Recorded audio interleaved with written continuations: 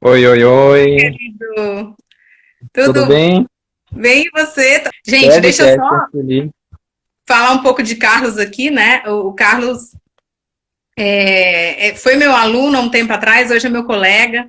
E eu queria, Carlos, antes de a gente começar a falar sobre essa temática, te agradecer. Agradecer a você, agradecer a Bruno, agradecer a Marina, né? Bruno também foi Uhum. meu aluno, Marina, minha colega, e assim, hoje eu vou estar mais do que qualquer coisa na condição de aprendiz, né? Vocês vão ser meus professores.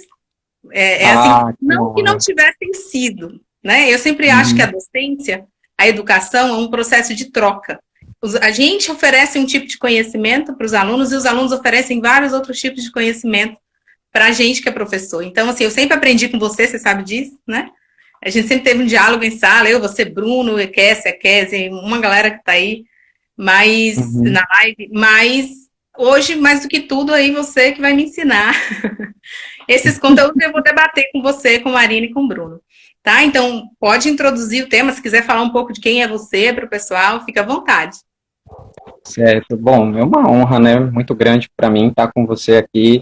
É emocionante, né? Um dia estar sentado, vendo você trazendo informações de autores da psicanálise, existencialismo, tudo, e ali aquela gama de conhecimento, e agora estar aqui trocando com você de modo mais franco esse conhecimento todo que a gente foi nutrindo ao longo do tempo, né? E com esse meu pequeno período de prática, poder estar aqui com você fazendo essa leitura, né? E eu também vou estar também aprendendo, vou estar me transformando. O tempo todo eu estou me transformando, né? Essa eu acho que é a sensação, né, pessoal? Quando vocês estão com Rosita, vocês sentem que começam as coisas a se transformar dentro de vocês, né?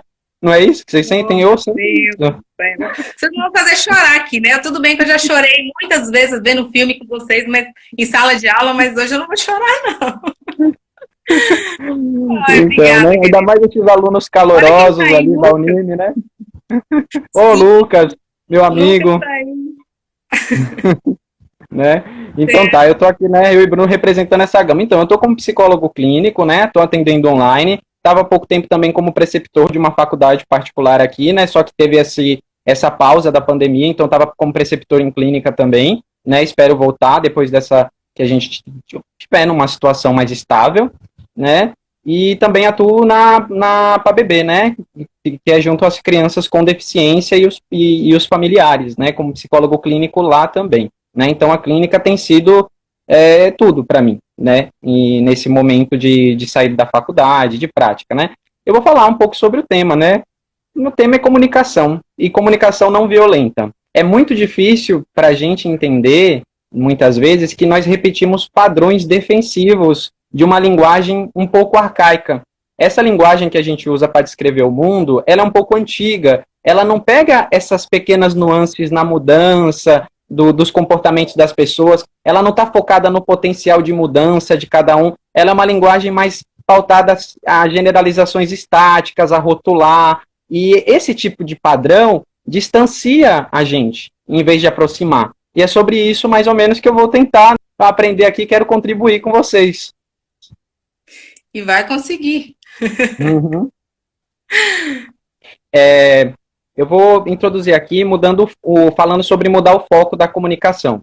Quando a gente tem uma comunicação onde a gente passa a rotular os comportamentos das pessoas, né? Ah, você é preguiçoso, ah, você é agressivo. É, Se nós observarmos bem, talvez nós queremos ali naquele momento provocar uma mudança na pessoa, né? Mas não é isso que acontece. É justamente o contrário. A gente ativa a defesa da pessoa. O que o Marshall vai chamar, né? De padrão de defesa, distanciamento e ataque. Então, rotular comportamentos, rotular condutas, eles, intrínseco a essa ação, a gente acaba distanciando, né? E o propósito de uma comunicação positiva, não violenta, é manter o canal de comunicação aberto.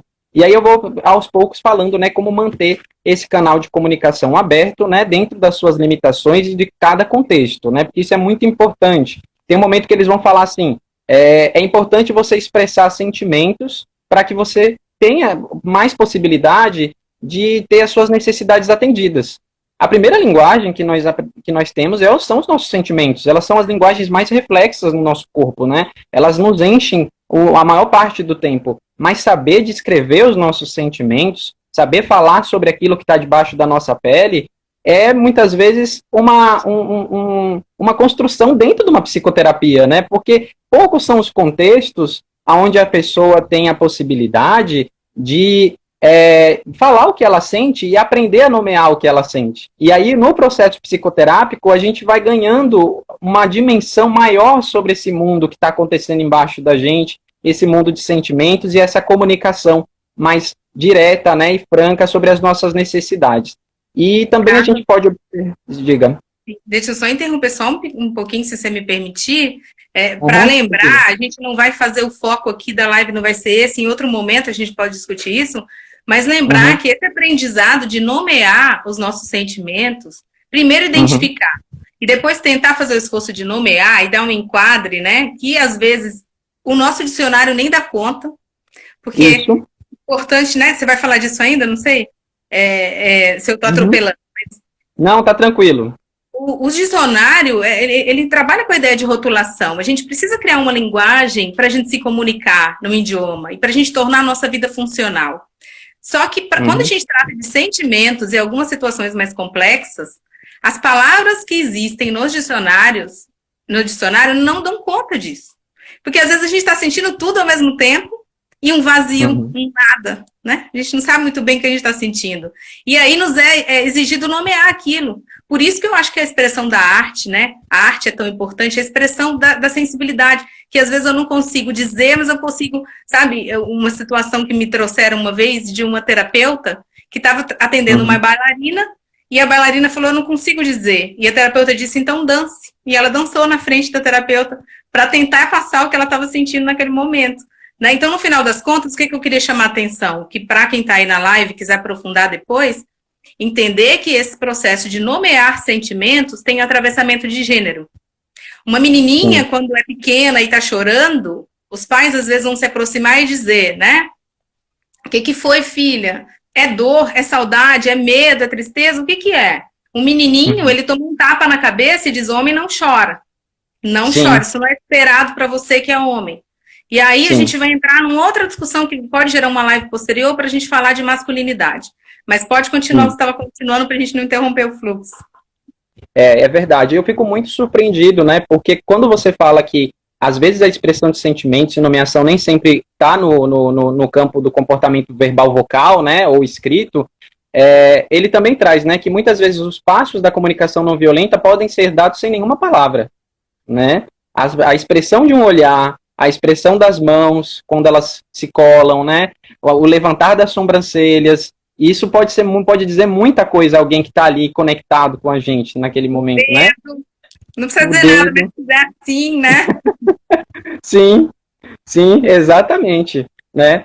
E então, um jeito da gente tentar se desvencilhar dessa linguagem que aliena a gente da vida, que aliena a gente de uma conexão, é tentar fazer observações daquilo que nos incomoda ou que de alguma forma nos chama atenção, sem rotular, né? Sem colocar esses aspectos a priori, sem colocar. Então, isso daí ele chama do primeiro componente da comunicação não violenta, né? Que é uma observação sem avaliação.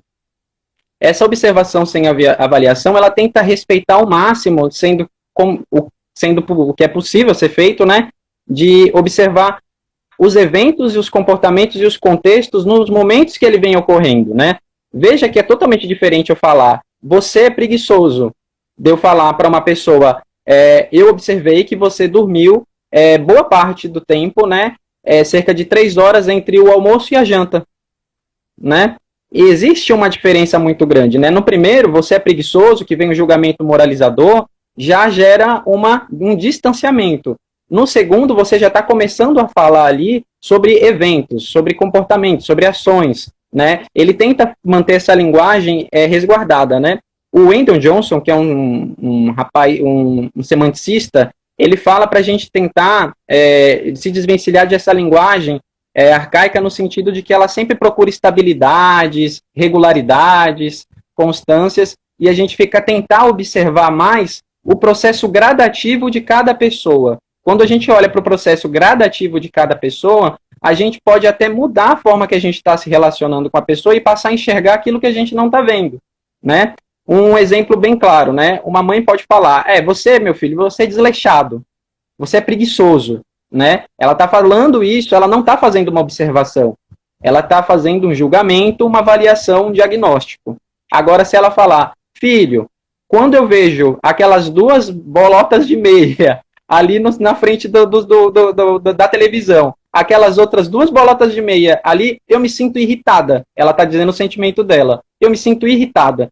Porque é um espaço de comum convivência, de convivência em comum entre nós dois.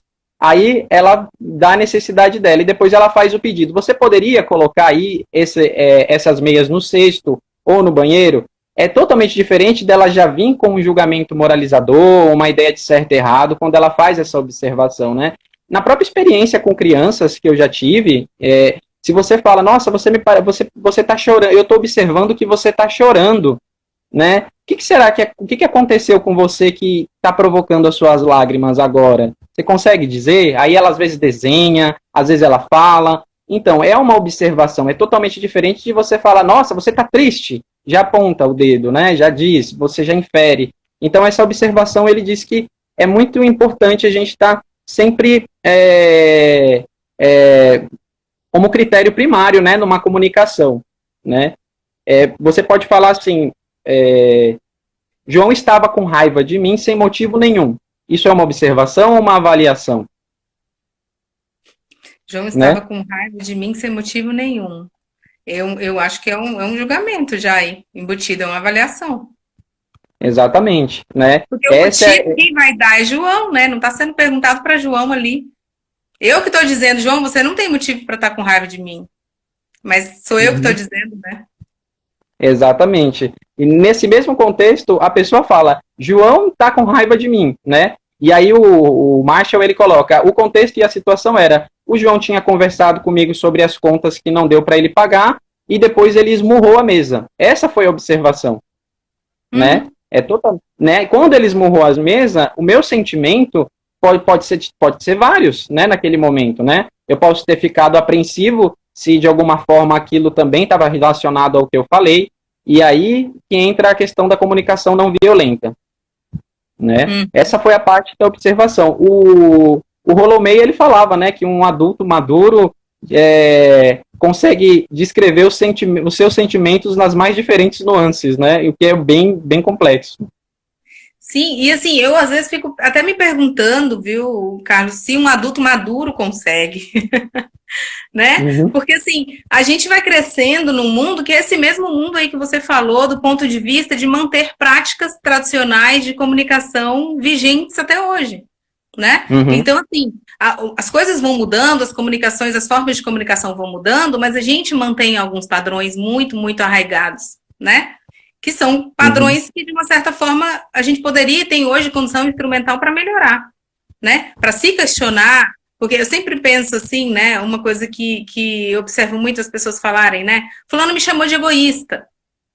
Sim. Tá, o que a gente faz quando a gente chama alguém de egoísta, né? A gente, além de julgar e de nomear, como você falou, e rotular, a gente coloca a pessoa num lugar estático, você é egoísta, daí você não pode sair, né? E daí você não saindo, o que você vai ter que fazer? Se defender. Porque você talvez não se veja egoísta.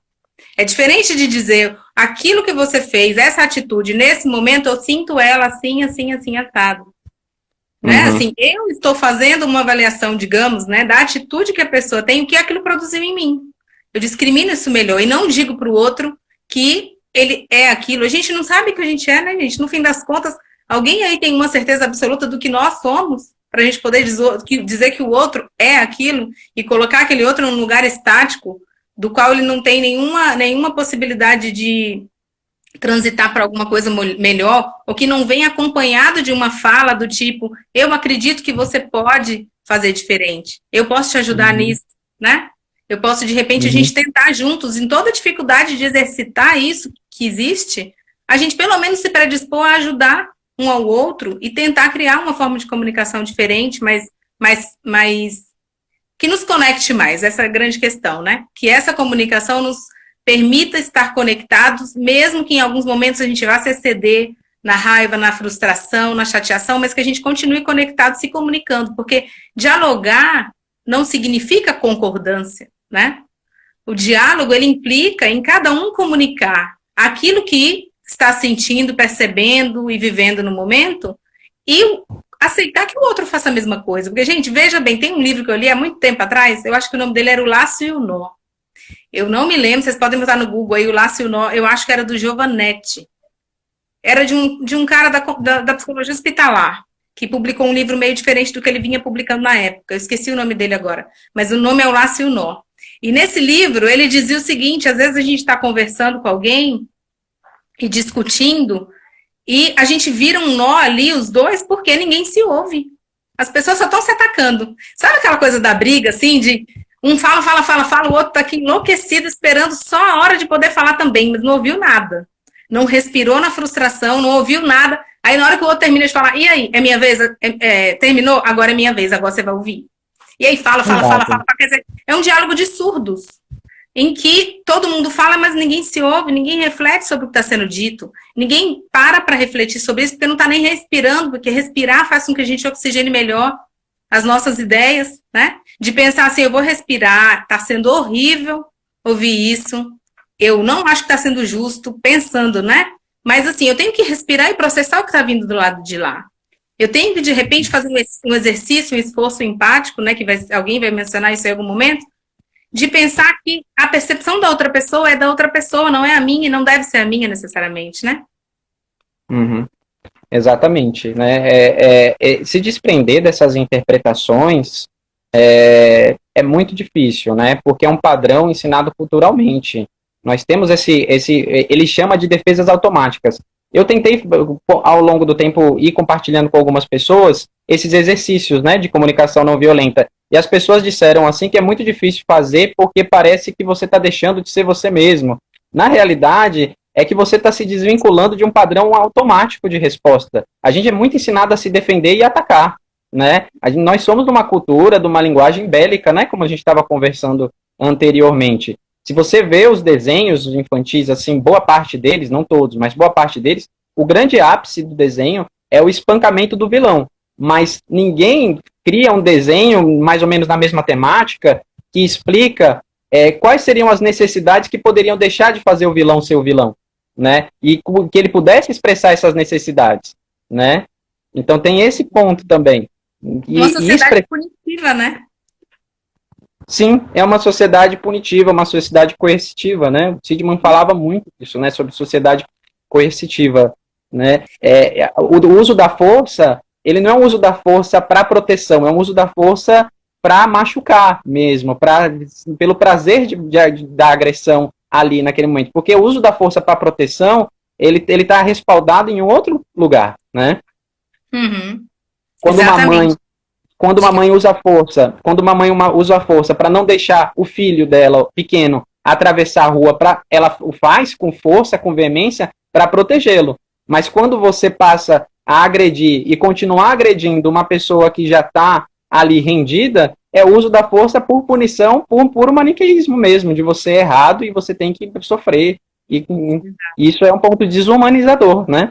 Exato. E para a gente encerrar aqui, querido, porque tem o tempo ainda, né, do Bruno e da Marina, eu gostaria só de assim, convidar uma reflexão para a gente pensar, não para a gente encontrar um lugar de certeza também, porque a gente está em construção, né? Hoje a gente tem instrumental científico, tem aí o livro do Marshall, do Rosenberg Marshall. É isso, né, Carlos? Rosenberg Marshall.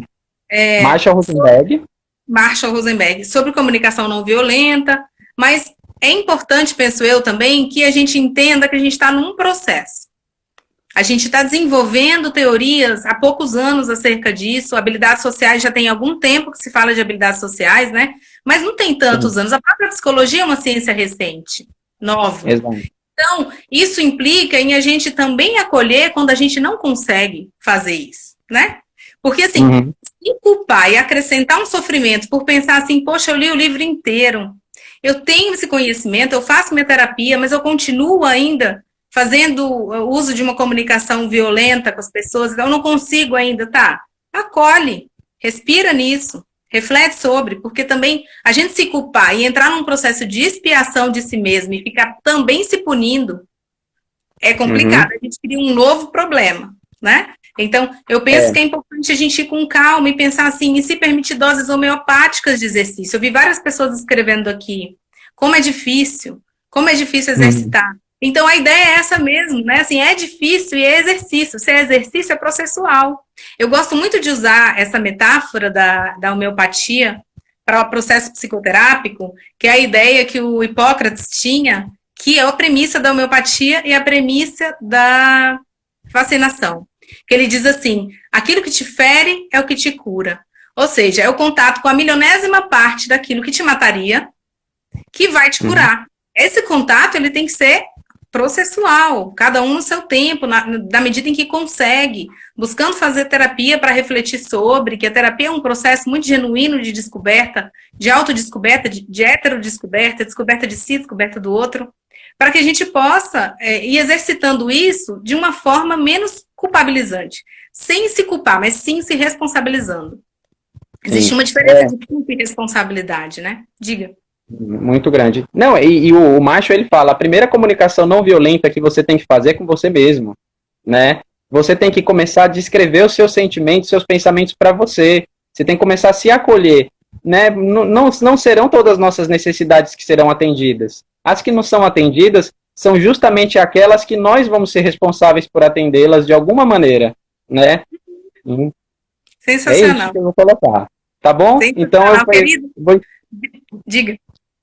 Encerrando aqui minha parte, eu quero, vou aqui usar, né, falar meu sentimento, me senti bastante apreensivo no começo para contribuir, para de alguma maneira trazer algo bem legal para o pessoal e ao mesmo tempo muito grato pelo espaço que você abriu, né, que é um espaço que é fruto de uma continuidade, de uma construção que vem lá da nossa sala de aula por caminhos teóricos diferentes, mas que uma conexão que sempre manteve a gente por perto, né?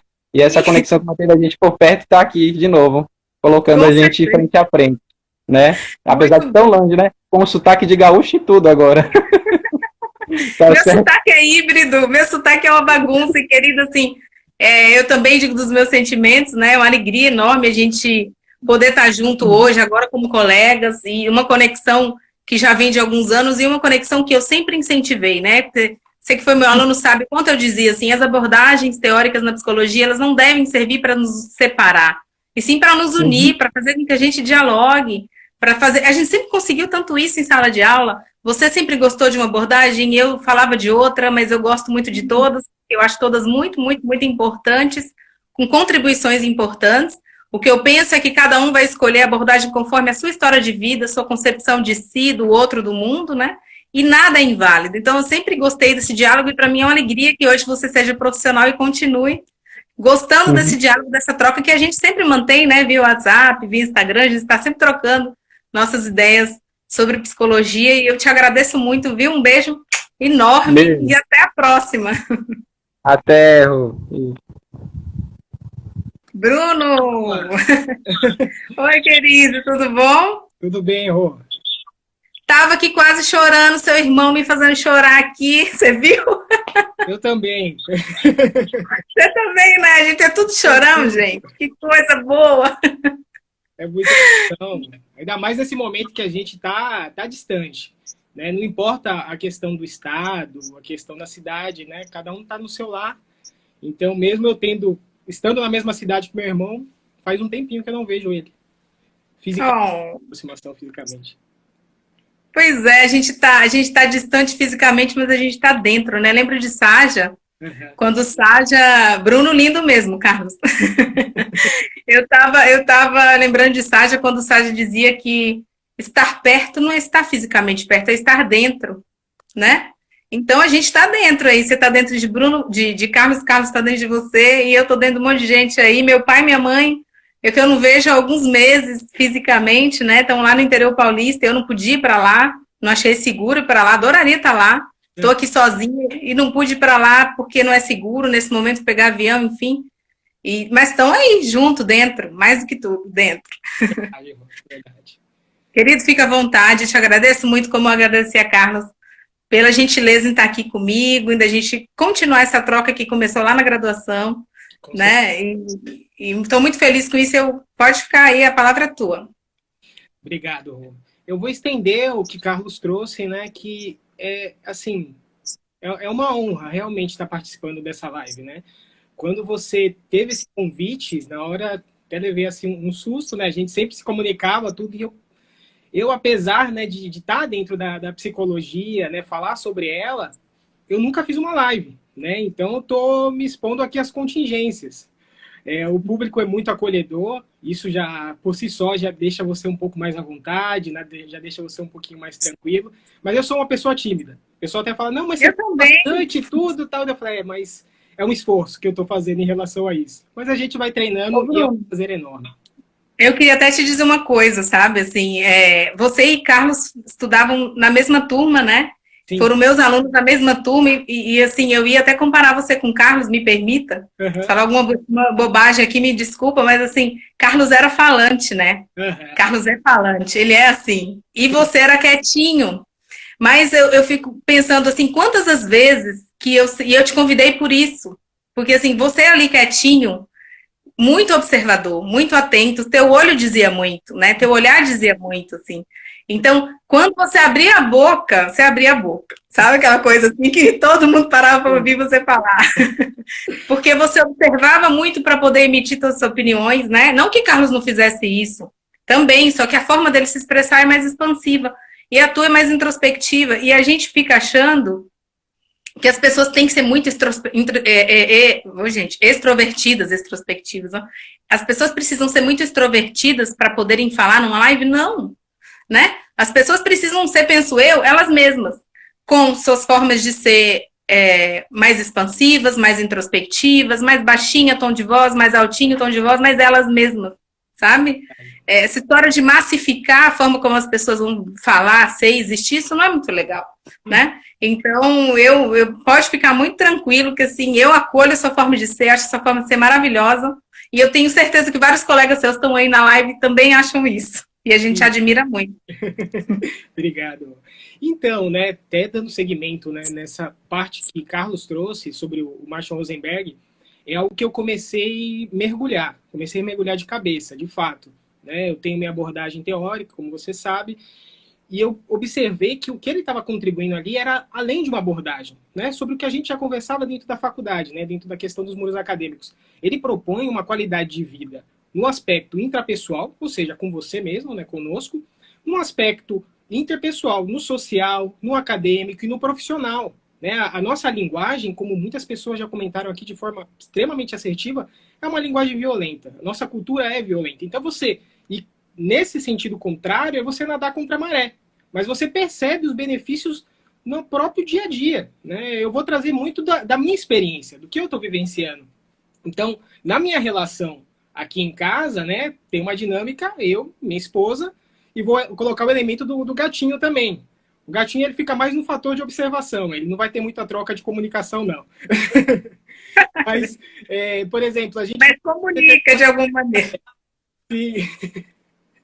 Aí ele vai dividir determinados tipos de tarefa. Então, por exemplo, às vezes eu não vou poder atender a necessidade dela naquele momento.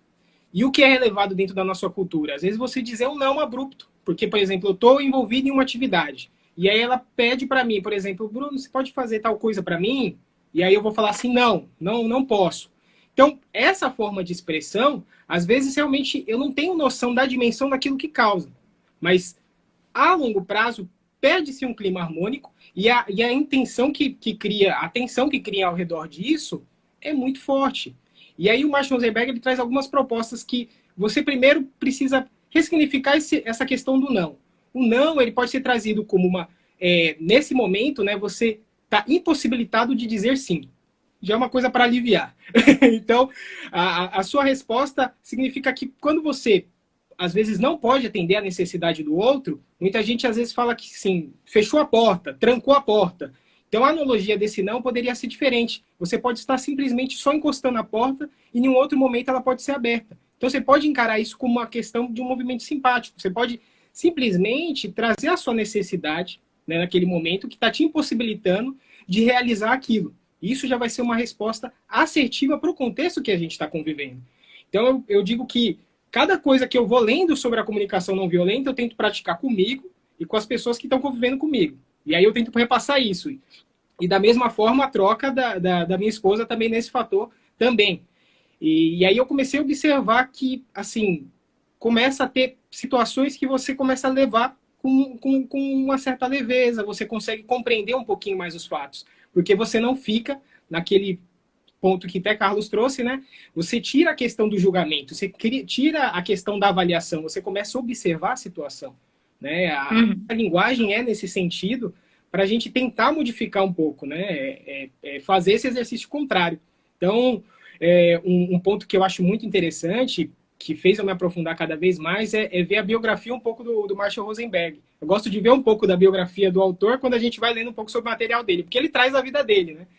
E ele, muito legal. Um âmbito em Detroit, um âmbito meio complicado, ele sofria preconceitos, né? Ele vinha de uma origem de família judia, então ele conseguiu observar o quanto que aquilo magoava e intensificava também nele. Então as propostas dele eram sempre, eu vou tentar expandir isso para o mundo, para que se torne uma coisa mais acessível para cada vez mais as pessoas ter conhecimento. Então, hoje a comunicação não violenta, eu falo, quando se vem aquele exercício, a tecnologia, às vezes ela entra num movimento de fechar as relações, de prejudicar as relações.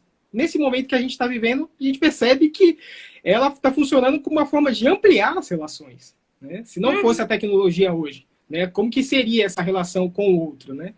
E aí ele traz isso de forma brilhante. Diga, Rô. Você sabe, Bruno, que assim, a tecnologia, eu penso, agora mais ainda mergulhada no doutorado sobre tecnologias, né? Sobre tecnologias da comunicação e informação. Eu vejo assim, penso que desde os 19 anos que eu uso, desde que a internet começou, que eu uso a internet, eu sempre acreditei que ela nos aproximava. Mas tendo também um potencial de afastamento, claro, como tudo, depende do uso que a gente faz.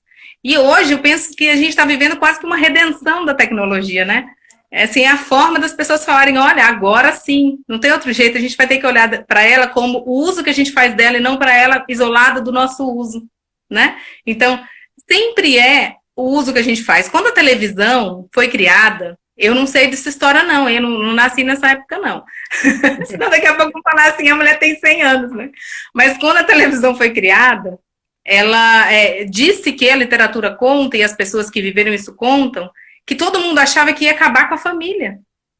Nossa, agora vai vir essa caixa esquisita, cheia de gente falante, tá dentro da nossa casa, o que vai ser do nosso tempo, do nosso ócio, do nosso lazer, e todo mundo teve muito medo. Então, toda tecnologia nova que aparece na humanidade sempre traz um estranhamento inicial, né? E por que um estranhamento inicial? Porque tudo que é novo pode parecer ameaçador, uma homeostase que está ali no momento, o equilíbrio, o aparente equilíbrio que está ali acontecendo no momento.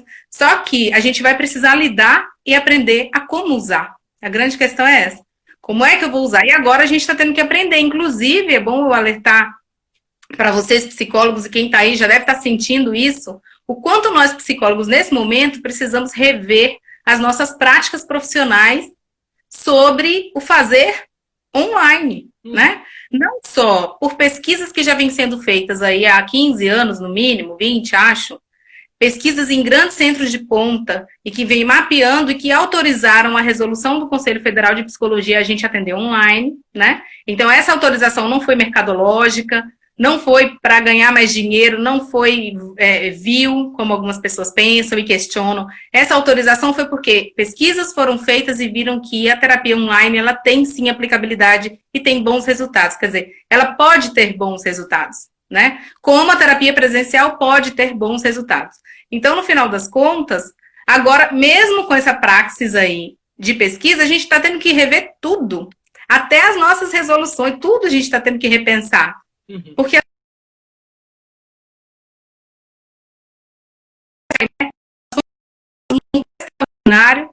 numa condição que a gente não esperava e não escolheu viver, e agora a gente tem que repensar uma série de coisas, mas isso dá outra live, né? Pode continuar, porque eu não quero te interromper. Não, maravilha. O que você trouxe é justamente o que eu penso também, Rui, e como os comentários que o pessoal trouxe também na própria live. É muito de como a gente vai utilizar esse recurso, né? Qualquer recurso, ele vai ter uma validade positiva, como ele vai ter uma validade negativa. E é muito do que você vai utilizar dentro do contexto. E algo que eu também achei muito interessante, que o Rosenberg trouxe, e é muito apropriado ao contexto que a gente está vivendo, é a questão do movimento empático e de simpatia também. Então, a gente às vezes tende a ter algumas respostas contrárias ao elemento da simpatia. Às vezes até a pessoa diz assim, meu Deus, né, aquela pessoa só é simpática, não é empática, tal, tal. O movimento da simpatia em si não é um movimento ruim, e sim como ele pode ser utilizado, né? Então, Rosenberg ele fala que o ideal seria a gente conseguir conectar um pouco dos dois. Você tem primeiramente o movimento empático para depois ter a simpatia. E aí ele trouxe até uma questão de uma construção etimológica da palavra, e aí eu comecei realmente a perceber, né, a nuance disso, o detalhe, que o en, né, significa no, e o patia, né, do patos, né, que tem a origem é de paixão, né, de intensidade, de sofrimento, de habilidade de experienciar os fatores que você está vivenciando junto. Então, quando você está na empatia, você está no sofrimento do outro, na paixão do outro, na habilidade de experienciar o que ele está passando. Então, é um movimento que você consegue se conectar com o outro. E mais do que nunca, a gente está precisando disso no momento atual. Porque a gente vai se estressar, a gente vai ficar chateado. E se a gente não tem esse movimento empático com as pessoas que estão ao nosso redor, se torna muito penoso. Tanto para a gente, quanto para a pessoa que está conosco.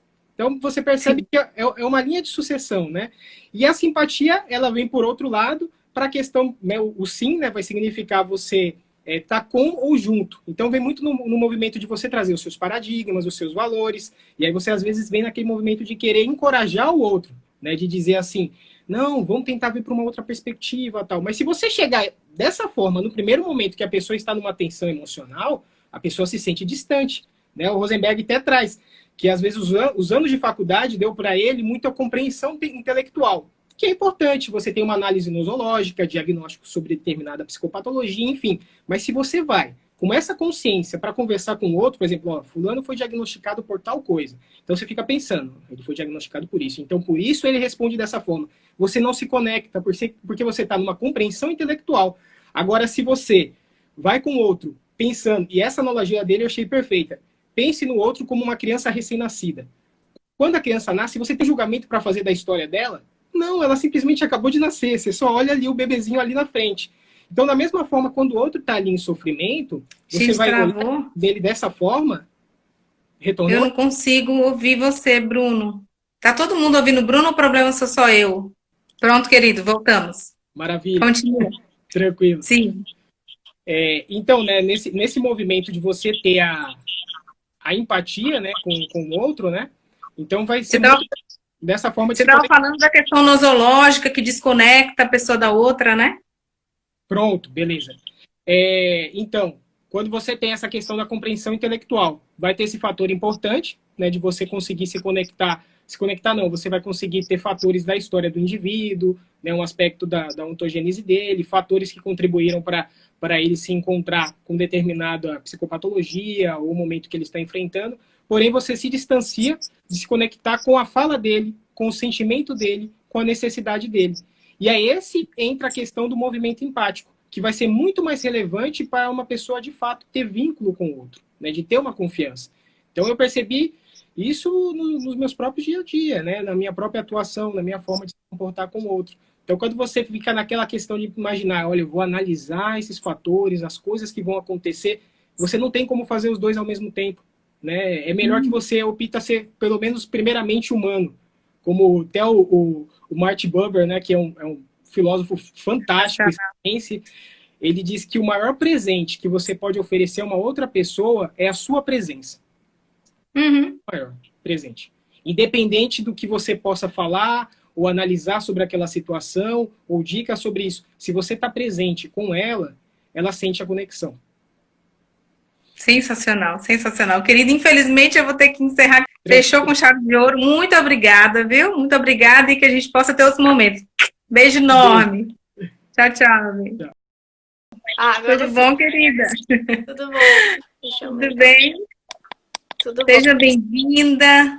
Pessoal, a Marina, só apresentando um pouco, a Marina foi minha colega no grupo de pesquisa do doutorado, né? Núcleo Dinâmica das Relações Familiares.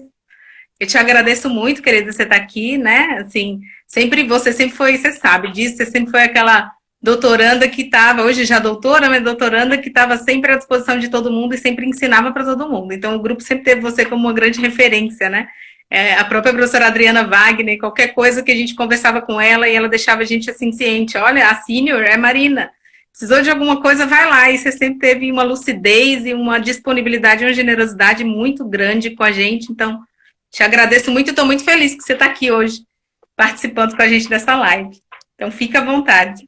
Obrigada, Rosita. Eu que agradeço o convite, né? É uma honra poder participar, né? E compartilhar um pouco do que eu estudei também, né? Então, já me apresentando. Eu sou Marina, né? Eu sou psicóloga e eu fiz meu mestrado e meu doutorado ali na URGS, fui colega da Rosita, né? E eu trabalhei no mestrado e doutorado com resolução de conflitos conjugais e qualidade conjugal.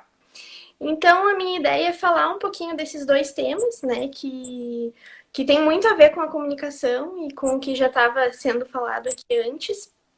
Então, eu estou com um projeto agora, né, de começar a falar sobre isso. Entrei agora no Instagram também, né, uma área nova aí para mim, falando então sobre esses temas de relacionamento, mas também um pouco sobre outras coisas, até pelo momento que a gente está vivendo, né, sobre enfrentar a diversidade, sobre um pouquinho sobre psicologia positiva também.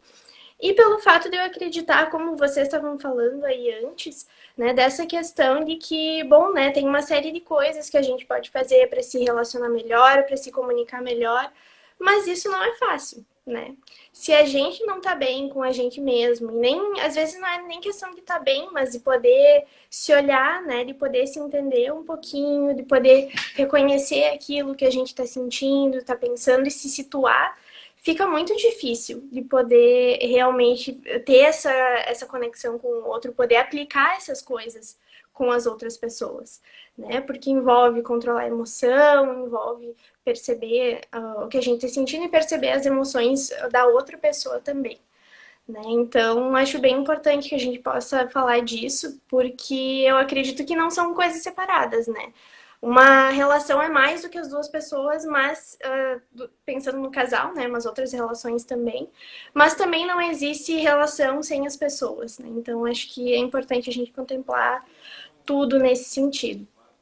Então, um pouco também da ideia de falar sobre isso, eu até comentei com a Rosita mais cedo, né, de que tá saindo algumas notícias lá da China, né, lá, agora eles que já passaram um pouco mais por esse processo que a gente tá passando agora, de que explodiram o número de divórcios lá, né, de pedido de divórcio.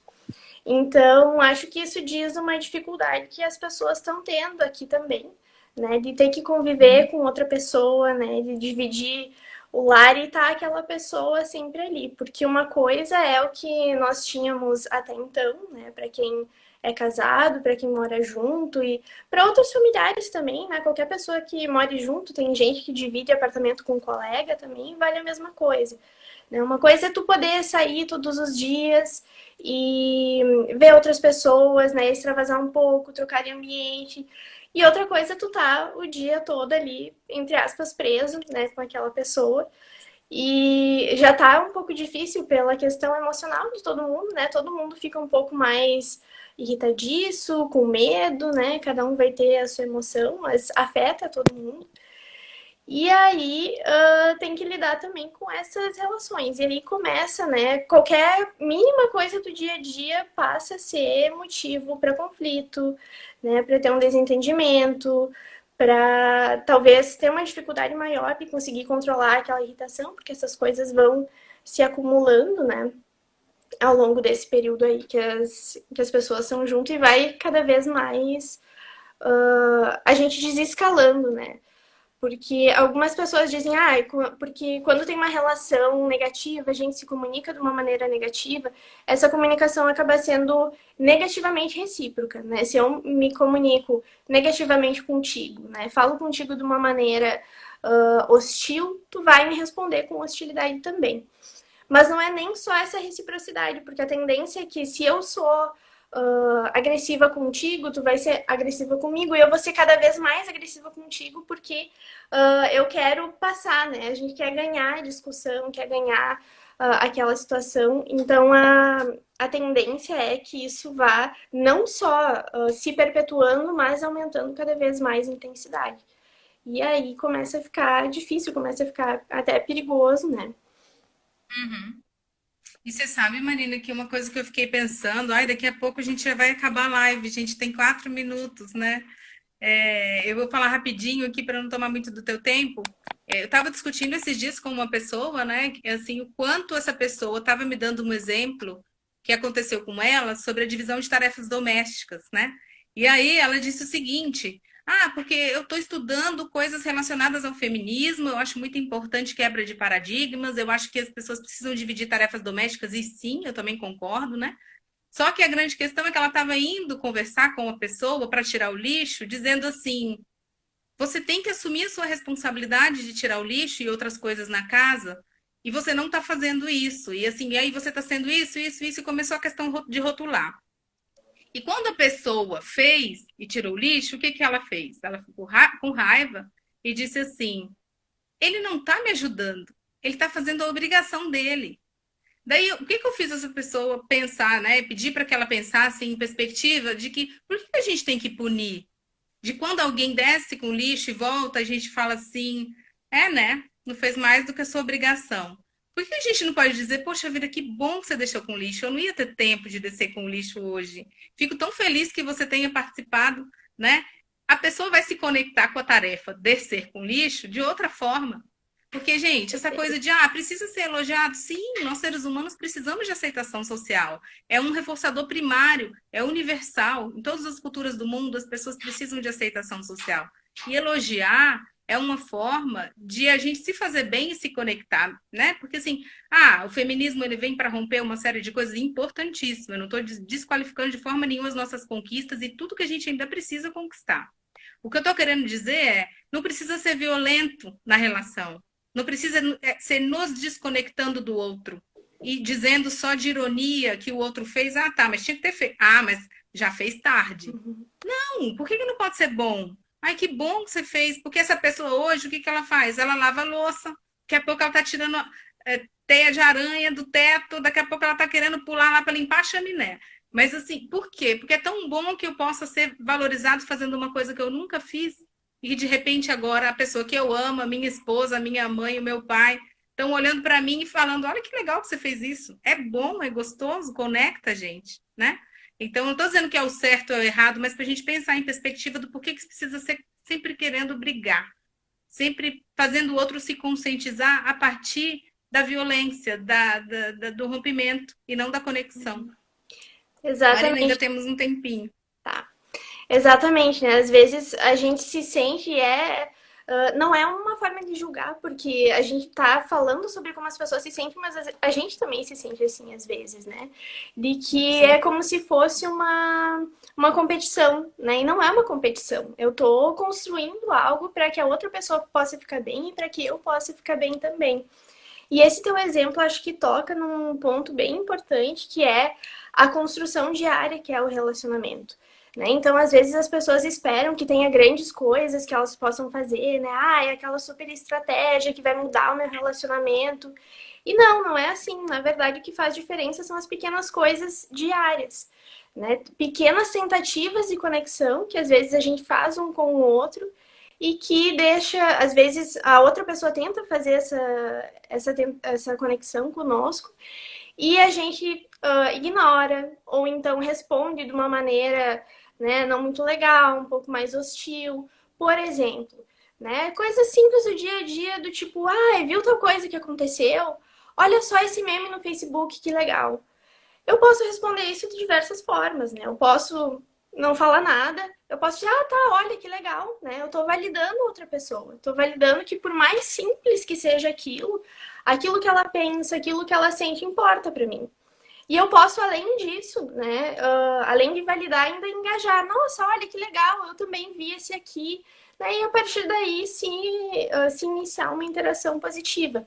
Porque como eu falei antes da escalada da interação negativa, a positividade também constrói mais relações positivas, né? Quanto mais eu conseguir fazer isso, melhor.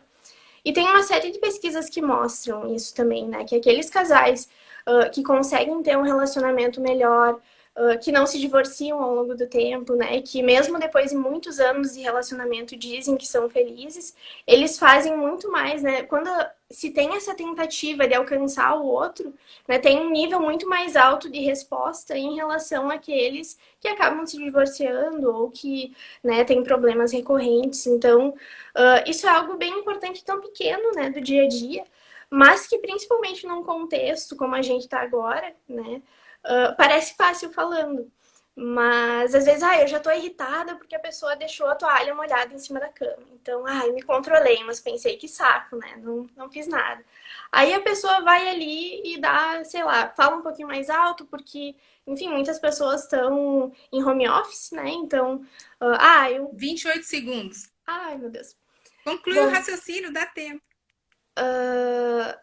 E aí acaba, né, intensificando cada vez mais, não vou terminar o exemplo porque não vai dar tempo, acaba intensificando isso e fica difícil, né, de ter essas ações positivas, mas o quanto mais, né, a gente conseguir, apesar dessa dificuldade,